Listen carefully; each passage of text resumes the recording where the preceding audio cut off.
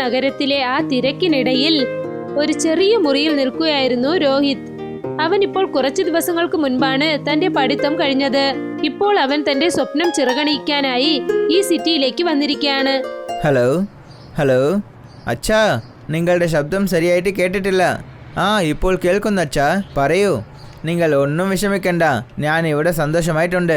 എൻ്റെ പണിയും നന്നായിട്ട് പോയിക്കൊണ്ടിരിക്കുന്നു. എല്ലാം നന്നായിട്ടുണ്ട്.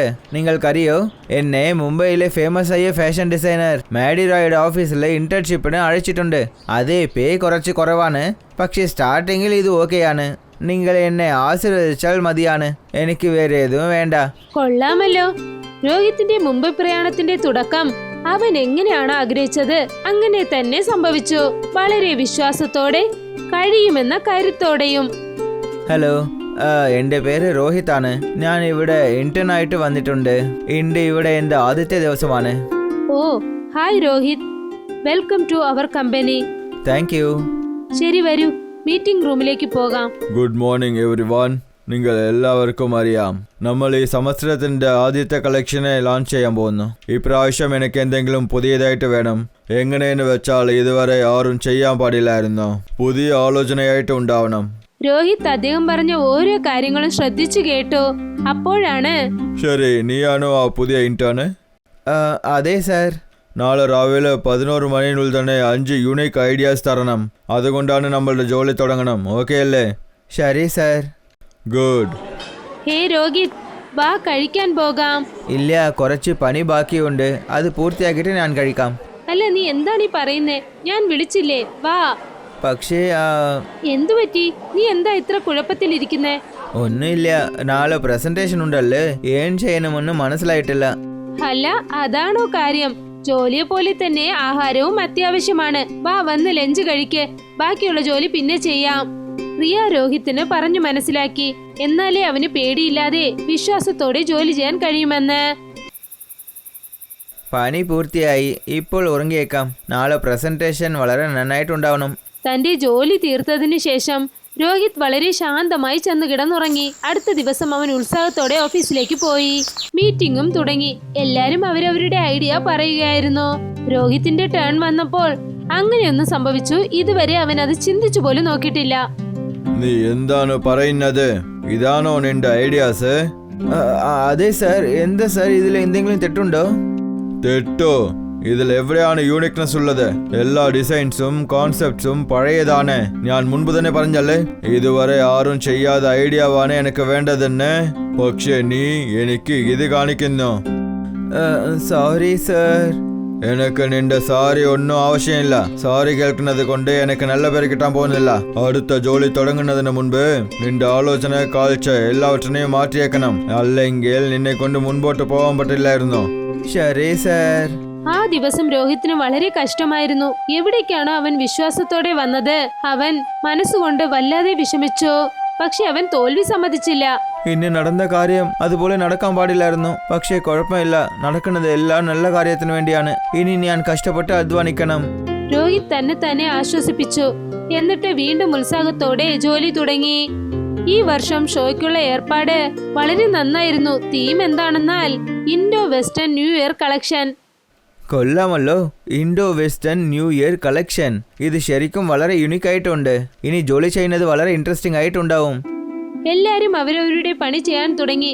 രോഹിത് രാത്രി പകലായി ഇന്ത്യൻ വെസ്റ്റേൺ കൾച്ചറിനെ കുറിച്ച് നിരീക്ഷിച്ചു. ഓരോ ഡിസൈനേഴ്സിന്റെ ഇന്റർവ്യൂവും കേട്ടു. എന്നിട്ട് പുതിയ ഡിസൈനുകൾ ചെയ്തു. പക്ഷേ വിഷമം എന്താണെന്നാൽ ഇതുവരെ അവന്റെ ഒരു ഡിസൈൻ പോലും മേഡി അക്സെപ്റ്റ് ചെയ്തില്ല. ഹേ രോഹിത്, നീ എന്താ ചെയ്യുന്നേ? ഒന്നുമില്ല, പുതിയ ഡിസൈൻ ചെയ്തുകൊണ്ടിരിക്കുന്നു. സാർ ഇതിനെയും റിജക്ട് ചെയ്തിട്ടുണ്ട്. അതൊന്നും വലുതായി കൂട്ടാക്കേണ്ട. എന്നെങ്കിലും ഒരു ദിവസം സെലക്ട് ആകും. സെലക്ട് ആവും, തീർച്ചയായിട്ടും ആവും. ഞാൻ ഒരു കാര്യം പറയട്ടെ, ഈ സെലക്ഷൻ റിജക്ഷൻ കളിയുണ്ടല്ലേ, ഇത് എനിക്ക് വളരെ ഇഷ്ടമായിട്ടുണ്ട്. എന്നെ ഇംപ്രൂവ് ചെയ്യാനായിട്ട് ഇത് എനിക്ക് സഹായം ചെയ്യുന്നു. ഈ ധൈര്യമാണ് നമുക്ക് വേണ്ടത് രോഹിത്. ശരി, എന്നാ ഞാൻ പോകട്ടെ. ബൈ. ബൈ. രോഹിത് ഒരു അസാധാരണ മനുഷ്യനാണ്. ബാക്കിയുള്ള ഇന്റന്റൊക്കെ മേടി കാരണം ഒരുപാട് വിഷമിച്ചു. പക്ഷേ രോഹിത് അതിനെ തന്നെ ചാലഞ്ചായി എടുത്ത് മുന്നേറിക്കൊണ്ടേയിരുന്നു. ഷോയ്ക്കുള്ള ദിവസവും അങ്ങനെ വന്നെത്തി. പിന്നെ ഇപ്പോൾ ഇല്ല, ഇത് എങ്ങനെ സാധ്യമാകും? ഇത് എന്റെ കോൺസെപ്റ്റ് ആണ്. പിന്നെ രാജു എങ്ങനെയാണ് ഇതേ കോൺസെപ്റ്റിൽ അവൻ്റെ കളക്ഷനെ ലോഞ്ച് ചെയ്തു? ഇല്ല, അവൻ ചെയ്തത് ശരിയല്ല, കുറച്ചു പോലും ശരിയല്ല. ഞാൻ പറ്റിക്കപ്പെട്ടു. അടുത്ത ആഴ്ച ഷോ ഉണ്ട്. ഇപ്പോൾ നമ്മൾ എന്ത് ചെയ്യാനാ? മാഡി ഇത്ര ദേഷ്യത്തോടെയും വെറുപ്പോടെയും ഇരിക്കുന്നത് കണ്ടിട്ട് ഓഫീസിന്റെ ചുറ്റുപാട് ആകെ ഹെവിയായി. എല്ലാരും മിണ്ടാതെ നിൽക്കുകയായിരുന്നു. അപ്പോഴാണ് പുറകിൽ നിന്ന് രോഹിത്തിന്റെ ശബ്ദം കേട്ടത്. സർ, നിങ്ങൾ ഓക്കെ പറഞ്ഞെങ്കിൽ ഒരു കാര്യം ചെയ്യാം സർ. ഓ, ഇപ്പോൾ ഞാൻ എന്താ ചെയ്യണമെന്ന് നീ പറയാൻ പോകുന്നോ? അതെ സർ. ശരി, പറയൂ. നിന്റെ അടുത്ത് എന്ത് പുതിയ ഐഡിയ ഉള്ളത്? നമ്മൾ എന്തിനാ ഒരു സ്കൾപ്ചർ കളക്ഷൻ ലോഞ്ച് ചെയ്തൂടാ? അതും ഇന്ത്യൻ ടേസ്റ്റിൽ ചെയ്ത ഫുഡായിട്ടുണ്ടാവണം. എന്ന് വെച്ചാൽ? അതായത് നമ്മൾ കളിക്കുന്ന പാചക സാധനങ്ങളിൽ നിന്ന് ഒരു ഈക്കോ ഫ്രണ്ട്ലി കളക്ഷനെ ഉണ്ടാക്കാം. അത് കാരണം നമ്മളുടെ പുതിയ കളക്ഷൻ വരുന്നത് മാത്രമില്ലാതെ മക്കളിന് വേണ്ടി ഒരു പുതിയ ഇൻഫർമേഷനും കിട്ടിയിട്ടുണ്ടാവും. അതായത് ഫാഷൻ പ്രകൃതിയോടൊപ്പം ചേർന്ന് ചെയ്യലാമെന്ന്. രോഹിത് പറഞ്ഞത് കേട്ടതും മേഡിയുടെ ദേഷ്യം ആകെ നിശബ്ദമായി.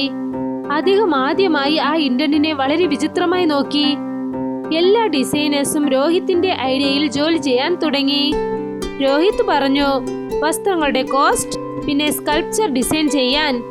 അവൻ ഗോതമ്പ് മാവ് കൊണ്ട് ഒരു മിക്സിംഗ് ഉണ്ടാക്കി. അതിനുള്ള അച്ചുകൾ അവർ ചെയ്തു. എന്നിട്ടത് വെയിലത്ത് വെച്ചു. ഓറഞ്ച്, വാഴപ്പഴം, പിന്നെ ആപ്പിളിന്റെ തോലുകൊണ്ട് പ്രകൃതിയുടെ നിറം ഉണ്ടാക്കി. പിന്നെ ആ നിറത്തിന്റെ ഡിസൈനിലാണ് പുതിയ ജീവൻ ഉണ്ടാക്കിയത്. ഓഫീസ് മുഴുവൻ സംസാര വിഷയമായി. എല്ലാരും രോഹിത്തിന്റെ ഐഡിയ കണ്ട് അതിശയിച്ചു പോയി. ഓ മൈ ഗാഡ്, ഇതിനെ വിശ്വസിക്കാൻ പറ്റില്ലായിരുന്നു. ഇതുവരെ ഇതുപോലെ ആഹാരം ചെയ്തിട്ടില്ലായിരുന്നു. Rohit, I'm proud of you. ഞാൻ ചെയ്തത് തെറ്റാണെന്ന് നീ നിരൂപിച്ചു. ഞാൻ എപ്പോഴും ഇതുപോലെ സന്തോഷപ്പെട്ടിട്ടേ ഇല്ല. അദ്ദേഹം അടുത്തേക്ക് ചെന്ന് രോഹിത്തിന്റെ തോളത്ത് കൈവച്ചു. നീ മറ്റുള്ളവരെ പോലെ നിന്റെ ജോലി മാത്രം ചെയ്തിട്ടില്ല, നീ ഒരു കാര്യം നിരൂപിച്ചിട്ടുണ്ട്. നീ ഇവിടെ നിന്റെ ലോകത്തിനെ ഉരുവാക്കാൻ വന്നിട്ടുണ്ട്. ഇന്നു മുതൽ നീ ഇന്റേൺ മാത്രമല്ല, എന്നോടൊപ്പം ഒരു അസിസ്റ്റന്റ് ഡിസൈനർ ആയിട്ട് നീ പണി ചെയ്യണം. മാഡി ഇങ്ങനെ പറഞ്ഞത് കേട്ടിട്ട് രോഹിത്തിന്റെ മുഖം ആകെ പ്രകാശമായി. ഏത് ചെറിയ മുറിയിൽ നിന്നാണോ അവൻ തന്റെ യാത്ര തുടങ്ങിയത്, ഇന്ന് ആ സ്വപ്നം വിജയിക്കാൻ പോവുകയാണ്. എക്കോ ഫ്രണ്ട്ലി സ്കൾപ്ചർ കളക്ഷൻ സ്റ്റേജിൽ കാണിക്കപ്പെട്ടു. ഓഡിയൻസ് ഒക്കെ അതിശയിച്ചു പോയി. പ്രകൃതിയിൽ നിന്നും നിർമ്മിക്കപ്പെട്ട ഫാഷൻ ഒരു പുതുമയായും വിനോദമായും അവർക്ക് തോന്നി. ക്ലാപ്സ് അടിക്കുന്ന ശബ്ദം ആ ഹാൾ മുഴുവൻ കേട്ടു. അടുത്ത ദിവസം തന്നെ മുംബൈയിലെ ഏകദേശം എല്ലാ ഫാഷൻ മാഗസിൻസിലും ഒരേ ഒരാളുടെ പേരാണ്, Rohit Mehta, the next designer sir. അതെ അച്ഛാ, അത് ഞാനാണ്. നിങ്ങളുടെ മകൻ സാധിച്ചു. ഇനി എൻ്റെ ടാർഗറ്റ് അടുത്ത് വന്നിട്ടുണ്ട്. എല്ലാം നിങ്ങളുടെ ആശീർവാദം കൊണ്ട് തന്നെയാണ്. പിന്നെ ഈ രീതിയിൽ രോഹിത് തന്റെ സ്വപ്നങ്ങളെ വിജയിപ്പിച്ച് കാണിച്ചു. കഠിന അധ്വാനവും സത്യസന്ധതയും കൊണ്ട് അവൻ തനിക്കായി ഒരു ലോകം രൂപീകരിച്ചു. ആ മുംബൈ നഗരത്തിൽ ഒരുപാട് ആളുകൾ സ്വപ്നത്തോടെ വരും. ഇപ്പോൾ ഒരു സ്വപ്നം വിജയിച്ചിരിക്കുന്നു, രോഹിത്തിന്റെ പുതിയ യാത്ര.